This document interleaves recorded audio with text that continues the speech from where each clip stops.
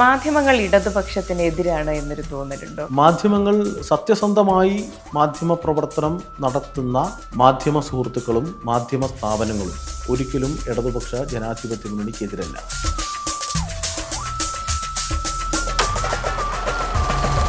പക്ഷെ ഡിഫെൻഡ് ചെയ്യേണ്ടിരുന്ന ഒരു ഉത്തരവാദിത്തം ഇപ്പോൾ എന്റെ കയ്യിൽ കറയില്ലെങ്കിൽ ഞാനത് പറയേണ്ട ഉത്തരവാദിത്തം ഉണ്ടായിരുന്നില്ല. അന്വേഷണം നടക്കണം എന്നുള്ളതാണ് ഗവൺമെന്റ് പറഞ്ഞിട്ടുള്ളത്. BJP വലിയൊരു ശക്തിയായി കേരളത്തിൽ മാറുമെന്ന് തോന്നുന്നു. കേരളത്തിൽ സ്ഥായിയായ ഒരു വോട്ട് വർധനവിലേക്ക് BJP ഇന്നേ വരെ, ഞാനും നിങ്ങളും സംസാരിക്കുന്ന ഈ നിമിഷം വരെ BJPക്ക് വരാൻ വേണ്ടി കഴിഞ്ഞിട്ടില്ല. കോൺഗ്രസിന് ഒരു ഭരണമുള്ളിടത്താണ് BJP എളുപ്പത്തിൽ ഭരണം കൈപ്പിടിയിലേക്ക് ഒതുക്കിയത്. ഇപ്പോൾ തദ്ദേശ തെരഞ്ഞെടുപ്പ് കഴിഞ്ഞു, ഇനി വരുന്നത് നിയമസഭാ തെരഞ്ഞെടുപ്പാണ്. ഇപ്പോൾ ഇടതുപക്ഷം അവകാശപ്പെടുന്നത് പോലെ പിണറായി 3.0 വരുമോ? തീർച്ചയായും ഇതിൽ യാതൊരു തരത്തിലുള്ള സംശയത്തിൻ്റെയും ഏതെങ്കിലും ഒരു അംശം അവശേഷിക്കുന്നില്ല. മൂന്നാം പിണറായി ഗവൺമെൻറ്, മൂന്നാം ഇടതുപക്ഷ ജനാധിപത്യ മുന്നണി ഗവൺമെൻറ് അധികാരത്തിൽ വരും എന്നുള്ളതാണ് ജനങ്ങൾ പൊതുവെ അഭിപ്രായപ്പെടുന്നത്. അതെ. അപ്പോൾ തദ്ദേശ തെരഞ്ഞെടുപ്പിലും ഇത്തരം ഒരു ഫലമായിരിക്കും വരുന്നത്. ഇത്തരം ജില്ലാ പഞ്ചായത്തുകൾ കയ്യിൽ നിന്ന് പോകും എന്നുള്ള തരത്തിൽ നിങ്ങൾ പ്രവചിച്ചിരുന്നു, അതോ അത് വളരെ അപ്രതീക്ഷിതമായ ഒരു തിരിച്ചടിയായിരുന്നു? തദ്ദേശ സ്വയംഭരണ സ്ഥാപനങ്ങളിലേക്കുള്ള തെരഞ്ഞെടുപ്പിൽ അപ്രതീക്ഷിതമായ ഒരു തിരിച്ചടി ഇടതുപക്ഷ ജനാധിപത്യ മുന്നണിക്ക് ഉണ്ടായിട്ടുണ്ട്. അതിൽ ഒരുപാട് ഘടകങ്ങൾ കാരണമായി മാറിയിട്ടുണ്ട്. ആ കാര്യങ്ങളൊക്കെ ഇപ്പോൾ ഇടതുപക്ഷ ജനാധിപത്യ മുന്നണിയും നേതൃത്വം കൊടുക്കുന്ന രാഷ്ട്രീയ പ്രസ്ഥാനങ്ങളും ആ കാര്യങ്ങൾ വിശകലനം ചെയ്തു വരികയാണ്. പൊതുവിൽ അത് സംബന്ധിച്ചുള്ള ഒരു വ്യക്തത വന്നു കഴിഞ്ഞാൽ നമുക്ക് ആധികാരികമായി തിരിച്ചടിക്കുണ്ടായ കാരണത്തെ സംബന്ധിച്ച് നമുക്ക് പറയാൻ വേണ്ടി കഴിയുള്ളൂ. ഏതായാലും അതൊരു സ്ഥായിയായ നിലയിലേക്കുള്ളൊരു തിരിച്ചടിയല്ല. അതൊരു താൽക്കാലികമായ, വളരെ കുറഞ്ഞ കാലം മാത്രം നിലനിൽക്കുന്ന ഒരു വിയോജിപ്പാണ് ജനങ്ങൾ രേഖപ്പെടുത്തിയിട്ടുള്ളത്. അതിനെ മറികടക്കാൻ വേണ്ടി കഴിയാകുന്ന വിധത്തിലേക്ക് നിയമസഭാ തെരഞ്ഞെടുപ്പോടാകുമ്പോഴേക്കും മുന്നേറാൻ ഇടതുപക്ഷ ജനാധിപത്യ മുന്നണിക്ക് കഴിയും.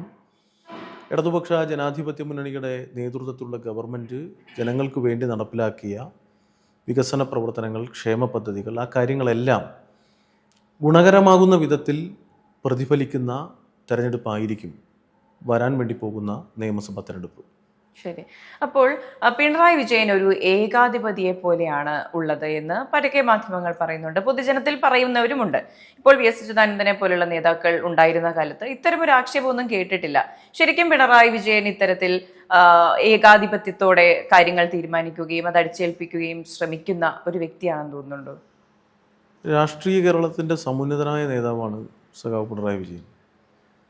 അദ്ദേഹത്തിൻ്റെ പ്രവർത്തന കാലയളവിൽ വളരെ കാലം മുമ്പ് തന്നെ വിവിധ തരത്തിലുള്ള അക്രമങ്ങളെ അതിജീവിച്ചുകൊണ്ടാണ് അദ്ദേഹം മുന്നോട്ട് വന്നിട്ടുള്ളത്. CPIM സംസ്ഥാന സെക്രട്ടറി ആയിരിക്കുന്ന കാലത്ത്, അതോടൊപ്പം തന്നെ കേരളത്തിലെ വിവിധ പൊതുജനാധിപത്യ പ്രശ്നങ്ങളിൽ അദ്ദേഹം ഇടപെടുന്ന കാലത്ത്, ഇപ്പോൾ കേരളത്തിൻ്റെ മുഖ്യമന്ത്രിയായി തുടർച്ചയായി 9.5 വർഷക്കാലം പിന്നിടുന്ന കാലയളവിലും പിണറായിക്കെതിരായുള്ള സംഘടിതമായ നിലയിലേക്കുള്ള ചില നീക്കങ്ങൾ പ്രത്യേകിച്ച് പല കോണുകളിൽ നിന്നും ഉയർന്നു വന്നതായി നമുക്കെല്ലാവർക്കും അറിയാം. അപ്പോൾ രൂപപ്പെട്ട് വന്നിട്ടുള്ള ചില വലതുപക്ഷ മാധ്യമങ്ങളുടെ കൂടി പ്രചാര പ്രവർത്തനങ്ങളുടെ ഭാഗമായി ആ നിലയിലുള്ളൊരു പ്രചരണം കേരളത്തിൽ ശക്തിയായി നടക്കുന്നുണ്ട്. ആ പ്രചരണത്തെ അതിജീവിക്കാൻ കഴിയാവുന്ന വിധത്തിലാണ് പിണറായിയുടെ പ്രവർത്തനം ഏത് കാലത്തും വന്നിട്ടുള്ളത്. തെറ്റായ പ്രചാരം എന്നുള്ള നിലയിൽ മാത്രമേ പിണറായി വിജയനെതിരായി ഉയരുന്ന ഇത്തരത്തിലുള്ള പ്രചാരവേലകളെ കാണാൻ വേണ്ടി കഴിയുള്ളൂ. ഞങ്ങളൊക്കെ അദ്ദേഹവുമായി നേരിട്ട് ബന്ധപ്പെട്ട് പ്രവർത്തിക്കുന്നവരാണ്. മാധ്യമങ്ങൾ രൂപപ്പെടുത്തിയെടുത്ത ഈ അഭിപ്രായത്തിന് വിഭിന്നമായി വളരെ സൗഹാർദ്ദപരമായും ഏറ്റവും കരുതലോടുകൂടിയും അദ്ദേഹത്തിൻ്റെ മുന്നിൽ വരുന്നവരെ കാണുകയും സംസാരിക്കുകയും അവർക്ക് വേണ്ട കാര്യങ്ങൾ കൃത്യമായി ചെയ്തു കൊടുക്കുകയും ചെയ്യുന്ന ഒരു ഭരണ നേതാവ് എന്ന നിലയിലാണ് ഞങ്ങൾക്കെല്ലാം സഖാവ് പിണറായി വിജയനെ അറിവുള്ളത്. എന്നാൽ അതിൽ നിന്ന് വ്യത്യസ്തമായ നിലയിലേക്കുള്ള ചില പ്രചാര പ്രവർത്തനങ്ങൾ നടത്തുന്നതിന് വേണ്ടി സംഘടിതമായ ശ്രമം നടത്തുന്നുണ്ട്. അത് അദ്ദേഹത്തിനുള്ള ജനപിന്തുണയെയും ജനസ്വാധീനത്തെയും കുറയ്ക്കുക എന്നുള്ള ലക്ഷ്യത്തിൻ്റെ ഭാഗമായി രാഷ്ട്രീയ ദുഷ്ടലാക്കോടുകൂടി നടത്തുന്ന പ്രചാര പ്രവർത്തനമാണ്. അത് ജനങ്ങൾ തിരിച്ചറിഞ്ഞിട്ടുണ്ട്.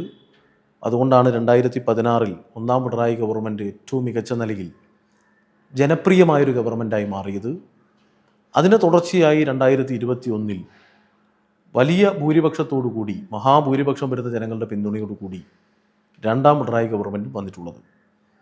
ഇപ്പോഴും കേരളത്തിലെ പൊതുവെയുള്ള നിയമസഭാ മണ്ഡലങ്ങളിലെ നില എടുത്തു പരിശോധിച്ച് കഴിഞ്ഞാൽ 60-ലധികം വരുന്ന മണ്ഡലങ്ങളിൽ ഇടതുപക്ഷ ജനാധിപത്യ മുന്നണിക്ക് മേൽക്കൈയുണ്ട്.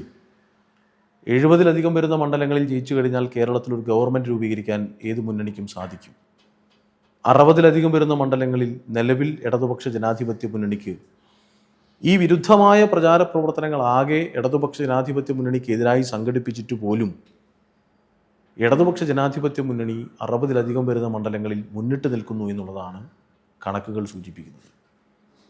അപ്പോൾ ഒരു വലിയ മാറ്റം ഈ പറഞ്ഞിരിക്കുന്ന നമ്പറിൽ 60-ലധികം വരുമ്പോൾ അതിൽ 70-ലേക്ക് എത്തണമെങ്കിൽ വളരെ കുറഞ്ഞ മണ്ഡലങ്ങളിൽ മാത്രമാണ് നേരിയ ഒരു വ്യത്യാസം കുറവായി ഇപ്പോൾ കാണുന്നത്. അത് തീർച്ചയായും നിയമസഭാ തെരഞ്ഞെടുപ്പ് ആകുമ്പോഴേക്കും മറികടക്കാൻ വേണ്ടി കഴിയും എന്നുള്ളതാണ് ഞങ്ങളെല്ലാം പ്രതീക്ഷിക്കുന്നത്. അതെ. അപ്പോൾ പൊളിറ്റിക്കൽ വോട്ടുകളെല്ലാം ക്രോഡീകരിക്കുന്നത് ജില്ലാ പഞ്ചായത്തുകളിലാണ്. ഇപ്പോൾ ഈ കഴിഞ്ഞ തദ്ദേശ തെരഞ്ഞെടുപ്പിന് മുന്നുള്ള തെരഞ്ഞെടുപ്പിൽ 12 LDF ഉണ്ടായിരുന്നപ്പോൾ ഇപ്പോൾ അത് 7 കുറഞ്ഞിട്ടുണ്ട്. അപ്പോൾ ഈ പൊളിറ്റിക്കൽ വോട്ടുകളിൽ ഒരു വിള്ളൽ, ഒരു ഉലച്ചിൽ സംഭവിച്ചിട്ടില്ലേ? പൊളിറ്റിക്കൽ വോട്ടുകൾ എന്നുള്ള നിലയിൽ മാത്രമല്ല, ഞാൻ നേരത്തെ സൂചിപ്പിച്ചല്ലോ, ഒരു നേരിയ ഒരു കുറവ് ഓരോ മേഖലകളിലും കാണുന്നുണ്ട്. പ്രത്യേകിച്ച് തദ്ദേശ സ്വയംഭരണ സ്ഥാപനങ്ങളിലേക്കുള്ള തിരഞ്ഞെടുപ്പിൻ്റെ ഒരു ജയപരാജയം നിർണ്ണയിക്കുക എന്ന് പറഞ്ഞാൽ വളരെ കുറഞ്ഞ നമ്പർ വോട്ടുകളാണ്. ആ ചെറിയ നമ്പർ വോട്ടുകളിലാണ് പല വാർഡുകളും നഷ്ടപ്പെട്ടു പോയിട്ടുള്ളത്. അങ്ങനെ പരിശോധിക്കുമ്പോൾ ഒരു താൽക്കാലികമായൊരു നേരിയ തിരിച്ചടി മാത്രമാണ്. അതൊരു വലിയ ഭൂരിപക്ഷത്തിന് തോറ്റു എന്നുള്ള നിലയിൽ പറയാൻ കഴിയില്ല. വളരെ ചുരുങ്ങിയ നേരിയ മാർജിനിലുള്ള മാറ്റം മാത്രമേ പൊളിറ്റിക്കൽ ആയി നമ്മൾ കണക്കാക്കുന്ന ജില്ലാ പഞ്ചായത്തിലും ബ്ലോക്ക് പഞ്ചായത്തുകളിലും നമുക്ക് കാണാൻ വേണ്ടി കഴിയുന്നുള്ളൂ. അതൊരു പൊതുവിലുള്ള ജനവികാരമാകെ ഇടതുപക്ഷ ജനാധിപത്യ മുന്നണിക്കെതിരാണ് എന്നുള്ള നിലയിലേക്ക് വിലയിരുത്താനാവില്ല. ഇപ്പം കഴിഞ്ഞ ദിവസങ്ങളിൽ വന്ന വാർത്തകളെല്ലാം അങ്ങനെ ഒരു ചിത്രം രൂപപ്പെടുത്തിയെടുക്കാൻ ശ്രമിക്കുന്നുണ്ട്. ഇപ്പം ചില സ്ഥലങ്ങളിലെ കണക്കുകൾ തന്നെ വെച്ച് UDF-നേക്കാൾ കൂടുതൽ വോട്ടുകൾ ഇടതുപക്ഷ ജനാധിപത്യ മുന്നണിക്കുണ്ട് എന്ന് പറയേണ്ടി വന്ന സാഹചര്യവും ഉയർന്നു വന്നു. അങ്ങനെ പറയാനുള്ള കാരണം എന്ന് വെച്ചാൽ കേരളത്തിലാകെ ഇടതുപക്ഷ ജനാധിപത്യ മുന്നണിക്ക് വലിയ തിരിച്ചടി ഉണ്ടായി എന്ന നിലയിലേക്കുള്ള പ്രചാരവേല ശക്തിപ്പെടുന്നു എന്നുള്ളതാണ്. അങ്ങനെ വരുമ്പോൾ ഓരോ ജില്ലാ പഞ്ചായത്തിലും ആകെ കിട്ടിയ വോട്ടും അതോടൊപ്പം തന്നെ UDF-ന് കിട്ടിയ വോട്ടും തമ്മിൽ കമ്പയർ ചെയ്യുമ്പോൾ നാമമാത്രമായ വോട്ടുകളുടെ വ്യത്യാസം വന്നിട്ടുണ്ട്. ഇപ്പോൾ തിരുവനന്തപുരം കോർപ്പറേഷനിലെ വോട്ട് നില സംബന്ധിച്ച് കഴിഞ്ഞ ദിവസം പത്രമാധ്യമങ്ങളിലൂടെ ഒക്കെ വന്നല്ലോ. കണക്ക് പരിശോധിക്കുമ്പോൾ ജനപിന്തുണയുടെ കാര്യത്തിൽ അവിടെ കോർപ്പറേഷൻ ഭരണത്തിലെത്തിയ BJP-യേക്കാൾ മുന്നിലാണ് ഇടതുപക്ഷ ജനാധിപത്യ മുന്നണി എന്ന് കാണാൻ വേണ്ടി കഴിയും. ജനങ്ങളാണ് വോട്ട് ചെയ്യുന്നത്. ജനങ്ങൾ അനുകൂലമായി കൂടുതൽ എണ്ണം പേർ വോട്ട് ചെയ്തിട്ടുണ്ട്. എന്നാൽ സീറ്റ് നിലയിൽ വളരെ കുറഞ്ഞ മാർജിനിൽ 5, 10, 15, 20 വോട്ടുകളുടെ വ്യത്യാസത്തിൽ ചില വാർഡുകൾ നഷ്ടപ്പെടുമ്പോൾ സ്വാഭാവികമായും ഭരണസമിതി രൂപീകരണത്തിൻ്റെ കാര്യത്തിൽ ഇടതുപക്ഷ ജനാധിപത്യ മുന്നണിക്ക് മേൽക്കൈ ഉണ്ടായില്ല എന്ന് താൽക്കാലികമായി നമുക്ക് വേണമെങ്കിൽ പറയാം. ഓക്കെ. മാധ്യമങ്ങൾ ഇടതുപക്ഷത്തിനെതിരാണ് എന്നൊരു തോന്നലുണ്ടോ? മാധ്യമങ്ങൾ സത്യസന്ധമായി മാധ്യമ പ്രവർത്തനം നടത്തുന്ന മാധ്യമ സുഹൃത്തുക്കളും മാധ്യമ സ്ഥാപനങ്ങളും ഒരിക്കലും ഇടതുപക്ഷ ജനാധിപത്യ മുന്നണിക്കെതിരല്ല. വസ്തുതാപരമായാണ് കാര്യങ്ങൾ അവതരിപ്പിക്കേണ്ടത്. വസ്തുനിഷ്ഠമായി ജനങ്ങളെ കാര്യങ്ങൾ ബോധ്യപ്പെടുത്തുക എന്നുള്ള തികച്ചും ജനാധിപത്യപരമായൊരു പ്രക്രിയയുടെ ഭാഗമായി നിൽക്കേണ്ടവരാണ് മാധ്യമങ്ങൾ. എന്നാൽ മാധ്യമങ്ങളിൽ അപൂർവം ചിലർ, പൊതുവിൽ ഞാനത് പറയുന്നേയില്ല, അപൂർവം ചിലർ മാധ്യമങ്ങളിൽ പൊതുവെ ചില താല്പര്യങ്ങളുടെ ഭാഗമായി മാറുന്നുണ്ടോ എന്ന സംശയം ജനങ്ങളിൽ ഒരു വലിയ ശതമാനം വരുന്നവർക്കുണ്ട്. അതാണ് മാധ്യമ വാർത്തകൾ തെറ്റായി വരുമ്പോൾ, പലപ്പോഴും തെറ്റായ മാധ്യമ വാർത്തകൾ ഉയർന്നു വരുമ്പോൾ വലിയ പ്രതികരണം ജനങ്ങളിൽ നിന്നുണ്ടാകുന്നത്. മാധ്യമ വാർത്തകൾക്ക് ആശയക്കുഴപ്പം സൃഷ്ടിക്കാൻ കഴിയും, അത് താൽക്കാലികമായി മാത്രമേ ഉള്ളൂ. എന്നാൽ ഒരു മഹാഭൂരിപക്ഷം വരുന്ന മാധ്യമ സ്ഥാപനങ്ങളും മാധ്യമ പ്രവർത്തകരും ശരിയും സത്യസന്ധവുമായ മാധ്യമ പ്രവർത്തനങ്ങൾക്ക് നേതൃത്വം നൽകുന്നുണ്ട്. അപൂർവം ചിലർ ആ പേര് മോശപ്പെടുത്താൻ ശ്രമിക്കുന്നവരുണ്ട്. ഏതായാലും മാധ്യമപ്രവർത്തനം എന്നുള്ളത് ശരിയുടെയും സത്യസന്ധതയുടെയും ഭാഗമായി നിർവഹിക്കേണ്ട വളരെ പ്രധാനപ്പെട്ട ഒരു ജനാധിപത്യ ദൗത്യമാണ് എന്നാണ് ഞാൻ കാണുന്നത്. അതിൽ മാധ്യമപ്രവർത്തകർ ആ കാര്യത്തിൽ കൂടുതൽ ശ്രദ്ധിക്കുമെന്നാണ് ഞാൻ പൊതുവെ പലരുമായി സംസാരിച്ചപ്പോൾ അവരൊക്കെ പങ്കുവച്ചിട്ടുള്ള അഭിപ്രായം. മാധ്യമങ്ങൾ അങ്ങനെ ഏകപക്ഷീയമായി എതിർക്കുന്നവരല്ല ഇടതുപക്ഷ ജനാധിപത്യ മുന്നണി. മാധ്യമ സ്വാതന്ത്ര്യത്തിന് മുകളിലുള്ള കടന്നുകയറ്റത്തെ പോലും ശക്തമായി അപലപിക്കുകയും അതിനെ പ്രതിരോധിക്കുകയും അതിൽ ശക്തമായി പ്രതിഷേധിക്കുകയും ചെയ്യുന്നവരാണ് ഇടതുപക്ഷ ജനാധിപത്യ മുന്നണി. മാധ്യമങ്ങൾ അങ്ങനെ ഒരു പരക്കെ തെറ്റായ നിലയിലേക്ക് കാര്യങ്ങൾ പറഞ്ഞ് ജനങ്ങളിൽ ആശയക്കുഴപ്പം ഉണ്ടാക്കാൻ വേണ്ടി ശ്രമിച്ചുകൊണ്ടേയിരിക്കുന്നു എന്ന അഭിപ്രായമൊന്നും ഞങ്ങൾ ഇടതുപക്ഷ ജനാധിപത്യ മുന്നണി എവിടെയും രേഖപ്പെടുത്തിയിട്ടില്ല. അത് ഞങ്ങളുടെ നിലപാടുമല്ല. ശരി.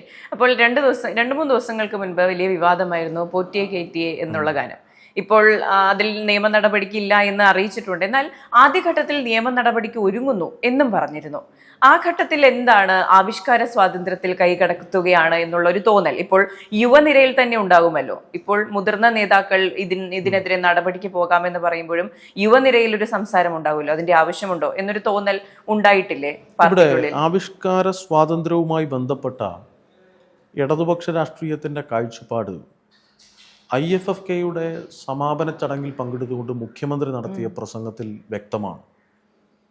ആവിഷ്കാര സ്വാതന്ത്ര്യത്തിനു വേണ്ടി ശക്തമായ നിലപാട് സ്വീകരിച്ചവരാണ് ഇടതുപക്ഷ പ്രസ്ഥാനങ്ങൾ, പ്രത്യേകിച്ച് കമ്മ്യൂണിസ്റ്റ് പ്രസ്ഥാനങ്ങൾ. നമ്മൾ കാണേണ്ടത് ഏതെങ്കിലും ഒരു ആവിഷ്കാര സ്വാതന്ത്ര്യത്തെ ഹനിക്കുന്ന വിധത്തിലേക്കുള്ള ഒരു നടപടിയും ഇടതുപക്ഷ ജനാധിപത്യ മുന്നണിയുടെ ഭാഗമായി ഉണ്ടായിട്ടില്ല. ഇവിടെ ഒരു പാട്ടിനെതിരായി ഗവൺമെൻറ് തലത്തിലൊരു നീക്കം നടക്കുന്നു എന്ന നെറേറ്റീവ് ഇവിടെ സൃഷ്ടിക്കപ്പെട്ടതാണ്. അത് ഏതെങ്കിലും ഒരു ആധികാരികമായി എവിടെയെങ്കിലും നമുക്ക് അങ്ങനെ ചൂണ്ടിക്കാണിച്ച് പറയാൻ വേണ്ടി കഴിയാവുന്ന ഒരു കാര്യമല്ല. അങ്ങനെ ഉണ്ട് എന്നത് നമ്മളെല്ലാം അറിഞ്ഞത്, നിങ്ങളും അറിഞ്ഞത്, ഞാനും അറിഞ്ഞത് മാധ്യമങ്ങളിലൂടെയാണ്. ഗവൺമെൻറ്റിൻ്റെ ഏതെങ്കിലും ഒരു പ്രത്യേക ചുമതലപ്പെട്ട ഉദ്യോഗസ്ഥനോ സംസ്ഥാന ഗവൺമെൻറ് പൊതുവിലോ ഉത്തരവാദിത്തപ്പെട്ട മന്ത്രിമാരോ മുഖ്യമന്ത്രിയോ അങ്ങനെയൊരു പാട്ടിനെതിരായി ഒരു നീക്കം ഗവൺമെൻറ് നടത്താൻ ആഗ്രഹിക്കുന്നു, ഉദ്ദേശിക്കുന്നു എന്ന് എവിടെയും പറഞ്ഞിട്ടില്ല. ആധികാരികമായ ഒരു രേഖകളിലുണ്ടായിട്ടില്ല. എങ്കിലും ഉയർന്നു വന്ന രാഷ്ട്രീയ സാഹചര്യത്തിൽ അങ്ങനെയൊരു നറേറ്റീവ് സൃഷ്ടിക്കപ്പെട്ടു, അങ്ങനെയൊരു പ്രചരണം ഉണ്ടായി. അത് ജനങ്ങളിൽ ആശയക്കുഴപ്പം സൃഷ്ടിച്ചു. പിന്നീട് അതിൽ ഗവൺമെൻറ് പിന്മാറുന്നു എന്ന വാർത്ത കൊടുത്തതും മാധ്യമങ്ങളാണ്. അപ്പോൾ ഈ വാർത്തകളുടെ ആധികാരികത എന്താണ് എന്നുള്ളത് സ്വാഭാവികമായും ആർക്കൊരു സംശയം തോന്നാമല്ലോ. അങ്ങനെ ചില സംശയങ്ങൾ ജനങ്ങൾക്കുണ്ട്, ജനപ്രതിനിധികളായ ഞങ്ങൾക്കെല്ലാം ഉണ്ട്. അപ്പോൾ ഇതൊക്കെ നടക്കുന്നു എന്ന് പറയുന്നത് ചില മാധ്യമ വാർത്തകളിലൂടെ മാത്രം കേൾക്കുന്ന കാര്യമാണ്. ആധികാരികമായി ഒരു ആവിഷ്കാര സ്വാതന്ത്ര്യത്തെയും തടസ്സപ്പെടുത്തുന്ന വിധത്തിലുള്ള ഒരു നടപടിയുടെയും ഭാഗമായി ഗവൺമെൻറ് മാറി എന്ന് പറയാനാവില്ല. മാത്രമല്ല, ആവിഷ്കാര സ്വാതന്ത്ര്യത്തിനു വേണ്ടി ശക്തമായ നിലപാട് സ്വീകരിച്ച ഗവൺമെൻറ്റായി ഇടതുപക്ഷ ജനാധിപത്യ മുന്നണി ഗവൺമെൻറ് മുന്നോട്ട് പോവുകയാണ്. ഈ പാട്ട് കേട്ടപ്പോൾ താങ്കൾക്ക് എന്താണ് തോന്നിയത്? സാധാരണഗതിയിൽ ഇലക്ഷൻ കാലത്ത് വിവിധ ആശയ പ്രചരണങ്ങൾക്ക് വേണ്ടി ഉപയോഗിക്കുന്ന ഒരു കലാസൃഷ്ടി എന്നുള്ള നിലയിൽ മാത്രമാണ് ഞാനതിനെ കണ്ടിട്ടുള്ളത്. സ്വാഭാവികമായും മതവിശ്വാസത്തെയും വിശ്വാസരീതികളെയും തെരഞ്ഞെടുപ്പ് ഘട്ടത്തിൽ പ്രയോഗിക്കുന്നത് സതുദ്ദേശപരമാണ് എന്ന് കരുതുന്ന ആളല്ല ഞാൻ. അതൊരു വിഷയമായി ഉയർന്നു വരിക എന്നുള്ളത് അത് ഏത് വിധത്തിലും വ്യാഖ്യാനിക്കപ്പെടാൻ സാധ്യതയുള്ള ചില വിഷയങ്ങളാണ്. മതവിശ്വാസങ്ങൾ, ചില വിശ്വാസ രീതികൾ, മതപരമായ നിലയിലേക്കുള്ള കാഴ്ചപ്പാടുകൾ, അത് ഉപയോഗപ്പെടുത്തിക്കൊണ്ടല്ല രാഷ്ട്രീയ മേൽക്കൈ നേടേണ്ടത്. മതവിശ്വാസം എന്നുള്ളത് വിശ്വാസികളായ മതവിഭാഗത്തിൽപ്പെടുന്ന ആളുകളിൽ നിക്ഷിപ്തമായ കാര്യമാണ്. വിശ്വാസമുള്ളവരുടേതാണ്, വിശ്വാസികളായിരിക്കുന്നവരാണ് ആരാധനാലയങ്ങൾ. ആ ആരാധനാലയങ്ങൾ വിശ്വാസികളുമായി ബന്ധപ്പെട്ട കാര്യമാണ്. അതൊരു രാഷ്ട്രീയ സംവാദത്തിനോ രാഷ്ട്രീയ മേൽക്കൈ നേടുന്നതിനോ താൽക്കാലികമായി ഉപയോഗപ്പെടുത്തേണ്ട ഒരു ആയുധമൊന്നുമല്ല. പക്ഷേ ശബരിമല സ്വർണ്ണക്കൊള്ള വിഷയം എന്ന് പറയുന്നത് ഇടതുപക്ഷം, ഇപ്പോൾ ഗവൺമെന്റ് എന്ന നിലയിൽ ഇടതുപക്ഷം ഉത്തരം പറയേണ്ട ഒരു ചോദ്യം തന്നെ ആയിരുന്നല്ലോ. ശബരിമല സ്വർണ്ണ വിഷയവുമായി ബന്ധപ്പെട്ടുകൊണ്ട് ഇപ്പോൾ ആധികാരികമായ അന്വേഷണം ഹൈക്കോടതിയുടെ മേൽനോട്ടത്തിൽ നടക്കുന്നുണ്ട്. ആ അന്വേഷണത്തിൻ്റെ ഭാഗമായി അറസ്റ്റ് ചെയ്യപ്പെടുകയും ആ നിയമ നടപടിയുടെ ഭാഗമായി മാറുകയും ചെയ്ത ഒരാളെയും കേരളത്തിലെ ഗവൺമെൻറ് സംരക്ഷിക്കാൻ സന്നദ്ധമായിട്ടില്ല. അറസ്റ്റ് ചെയ്യപ്പെട്ട ആളുകളുടെ കൂട്ടത്തിൽ വ്യത്യസ്ത രാഷ്ട്രീയ ധാരകയുടെ ഭാഗമായി നിൽക്കുന്നവരുണ്ട്. അതിൽ കോൺഗ്രസ് ഇല്ലേ? എന്തേ ആ കോൺഗ്രസ് സൗകര്യപൂർവം അതിൽ നിന്ന് തെരഞ്ഞെടുപ്പ് കാലത്ത് മാറിപ്പോയി? ഓരോ ആളുകളുടെയും രാഷ്ട്രീയം പരിശോധിക്കുമ്പോൾ കോൺഗ്രസുമായി അനുഭവപ്പെട്ട് പ്രവർത്തിക്കുന്നവർ ആ കൂട്ടത്തിലില്ലേ?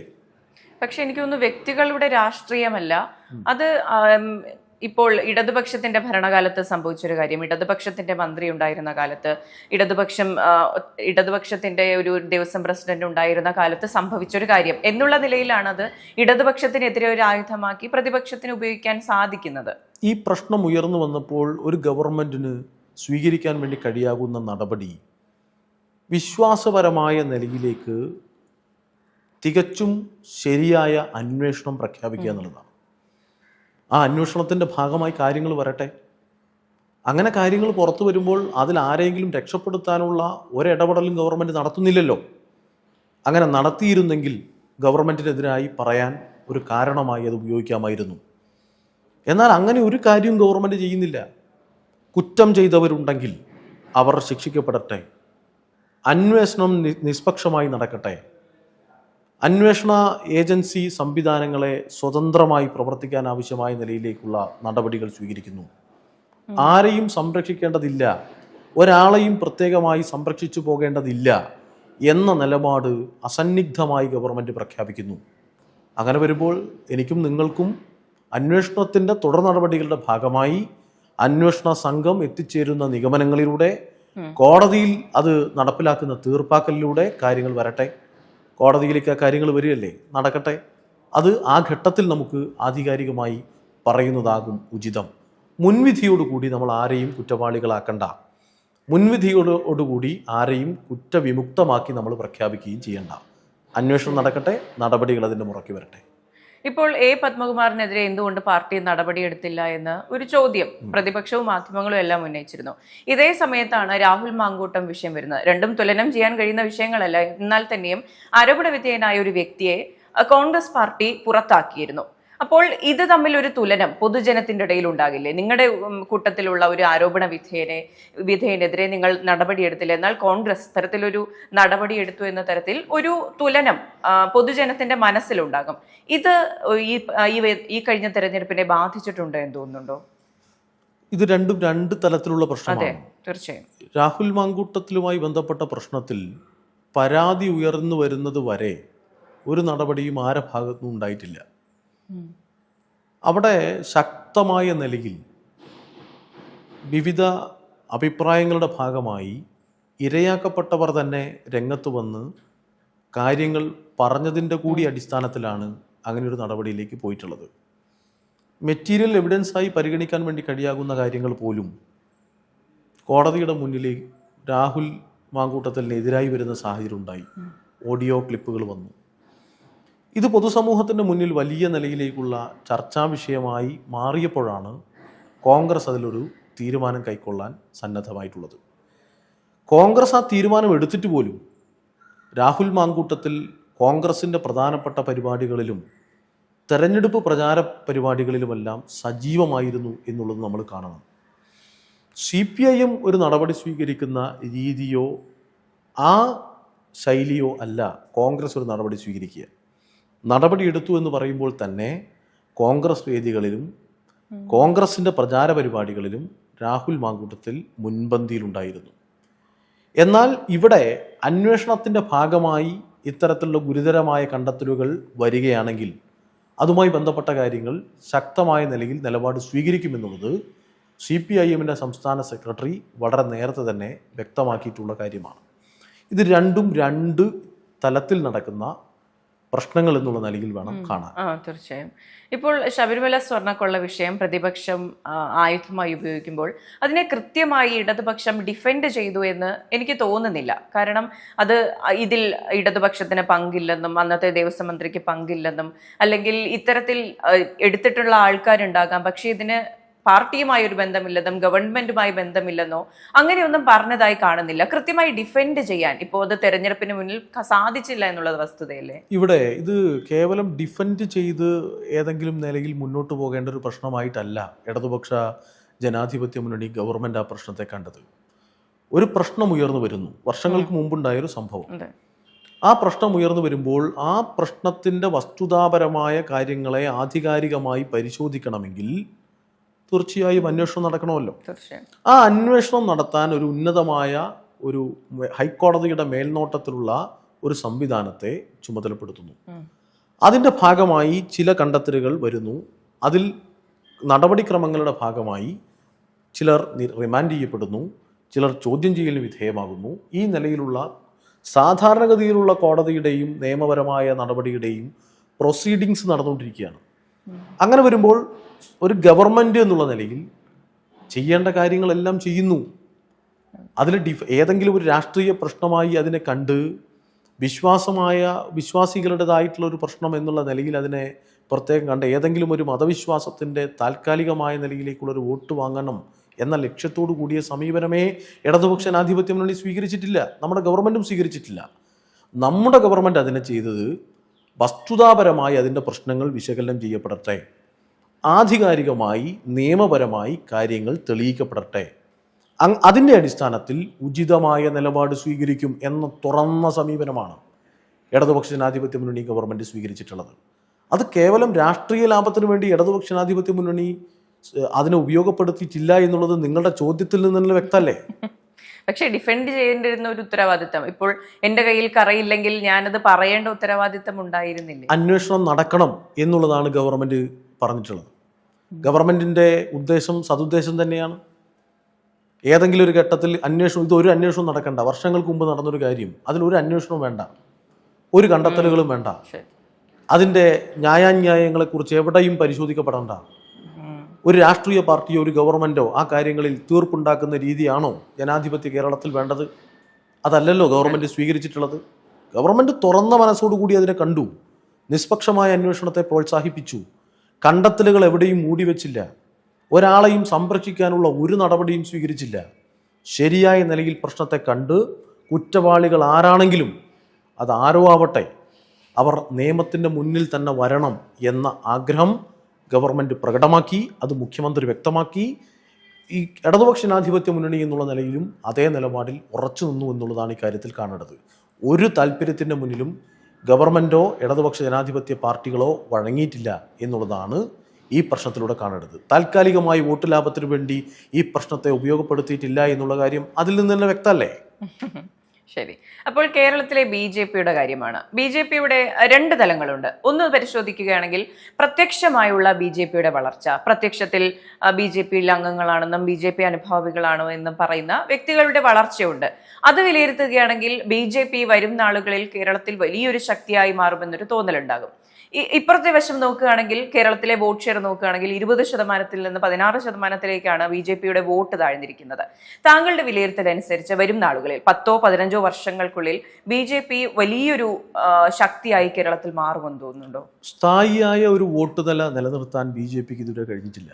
നിങ്ങൾ ഓരോ തെരഞ്ഞെടുപ്പെടുത്ത് പരിശോധിച്ചു കഴിഞ്ഞാലും കേന്ദ്രത്തിൽ സർവാധികാരത്തോടുകൂടി അധികാരത്തിലിരിക്കുന്നവരാണ് എന്ന് പ്രഖ്യാപിച്ചത് BJP തന്നെയാണ്. കേന്ദ്ര ഗവൺമെൻറ്റിൻ്റെ എല്ലാവിധ സാധ്യതകളെയും പരമാവധി ഉപയോഗപ്പെടുത്താൻ കഴിഞ്ഞ 14 വർഷക്കാലമായി BJP ശ്രമിച്ചുകൊണ്ടിരിക്കുന്നുണ്ട്. നിങ്ങൾ കാണേണ്ടത് എല്ലാവിധ സാധ്യതകളെയും ഉപയോഗപ്പെടുത്തുകയാണ്. കഴിഞ്ഞ 3 ടേം തന്നെ പ്രധാനമന്ത്രി നരേന്ദ്രമോദിയാണ്, അദ്ദേഹത്തിൻ്റെ ഗവൺമെൻറ്റാണ്, NDAയുടെ മുന്നണിയാണ്. കേന്ദ്ര ഗവൺമെൻറ്റിൽ എങ്ങനെയാണോ ഒരു രാഷ്ട്രീയ പാർട്ടിക്ക് അതിൽ പരമാവധി സ്വാധീനം ചെലുത്താൻ വേണ്ടി കഴിയുക എന്നുള്ളത് BJP അത് പരമാവധി ശ്രമിച്ചിട്ടുണ്ട്. അതിൻ്റെ ഭാഗമായി പരമാവധി സംസ്ഥാനങ്ങളിൽ കേന്ദ്ര ഗവൺമെൻറ്റിൻ്റെ അധികാരങ്ങൾ ഉപയോഗപ്പെടുത്തിക്കൊണ്ട് ആധിപത്യം ഉറപ്പിക്കാനുള്ള ശ്രമം BJP പലപ്പോഴും നടത്തിയിട്ടുണ്ട്. പക്ഷേ ആ നിലയിൽ കേരളത്തിൽ BJP നീക്കങ്ങൾ നടത്തിയിട്ടും കേരളത്തിൽ സ്ഥായിയായ ഒരു വോട്ട് വർധനവിലേക്ക് BJP ഇന്നേ വരെ, ഞാനും നിങ്ങളും സംസാരിക്കുന്ന ഈ നിമിഷം വരെ BJPക്ക് വരാൻ വേണ്ടി കഴിഞ്ഞിട്ടില്ല. BJP നടത്തിക്കൊണ്ടിരിക്കുന്നത് വർഗീയമായ നിലയിലേക്കുള്ള ഭിന്നിപ്പാണ് കേരളത്തിലെ ജനങ്ങൾക്കിടയിൽ. അതിന് BJP പലതിനെയും ആയുധമാക്കുന്നുണ്ട്. ജനങ്ങളുടെ മനസ്സിൻ്റെ ഉള്ളിൽ നിൽക്കുന്ന മതവികാരത്തെ ഏതു വഴിയിൽ രാഷ്ട്രീയ ലാഭത്തിന് വേണ്ടി വിനിയോഗിക്കാൻ വേണ്ടി കഴിയുമോ ആ വഴി മടികൂടാതെ പ്രയോഗത്തിൽ വരുത്തുന്നവരായി BJP മാറുകയാണ്. നിങ്ങൾ കാണേണ്ടത് തികഞ്ഞ വർഗീയമായ നിലപാട് പല കാര്യങ്ങളിലും BJP സ്വീകരിക്കുകയാണ്. അത് ജനങ്ങളുടെ പൊതുബോധത്തിലേക്ക് പതുക്കെ പതുക്കെ കടത്തിവിടുകയാണ്. ജനങ്ങൾക്കൊരു പക്ഷേ കേൾക്കുമ്പോൾ അതൊരു വേണ്ടത്ര ഗൗരവമുള്ളതായി തോന്നാത്ത വിധത്തിലേക്കാണ് BJP അജണ്ട സെറ്റ് ചെയ്ത് ഇന്ത്യ രാജ്യത്താകെ പ്രവർത്തിച്ചത്. എന്നാൽ ഇന്ത്യ രാജ്യത്താകെ BJP ഉണ്ടാക്കിയ മുന്നേറ്റത്തോടൊപ്പം കേരളം നിന്നില്ല. കേരളം പ്രബുദ്ധ രാഷ്ട്രീയം ഉയർത്തിപ്പിടിച്ചു. 21 തെരഞ്ഞെടുപ്പിൽ BJP വലിയ ഭൂരിപക്ഷത്തിൽ അധികാരത്തിൽ വരുമെന്നുള്ള പ്രഖ്യാപനം ആ കാലത്ത് BJPയുടെ സംസ്ഥാന പ്രസിഡന്റ് തന്നെ പത്രമാധ്യമങ്ങളോടെല്ലാം പറഞ്ഞു.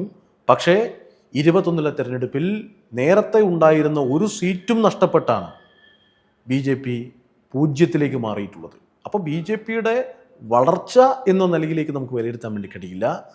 താൽക്കാലികമായി ഉണ്ടാക്കുന്ന ചില ചെറിയ മുന്നേറ്റം അത് അതുപോലെ തന്നെ താഴോട്ട് പോകുന്ന സാഹചര്യത്തിലേക്ക് ഒരു സ്റ്റേബിളായിരിക്കുന്ന ഒരു വോട്ടിംഗ് നിലയിലേക്ക് BJPക്ക് വരാൻ കഴിഞ്ഞിട്ടില്ല കേരളത്തിൽ എന്നുള്ളതൊരു യാഥാർത്ഥ്യമാണ്. കണക്കുകൾ വിശകലനം ചെയ്താൽ അങ്ങനെ കാണാൻ കഴിയും. ഓരോ പ്രദേശത്തെയും BJPയുടെ പ്രവർത്തനം വിശകലനം ചെയ്ത് കഴിഞ്ഞാലും അങ്ങനെയാണ് കാണാൻ വേണ്ടി കഴിയുക. പിന്നെ BJP ഉപയോഗിക്കുന്ന ഒരു കാര്യം, BJP ഒരു പൊതുചിത്രം രൂപപ്പെടുത്താനുള്ള വലിയ ശ്രമം നടക്കുന്നുണ്ട്.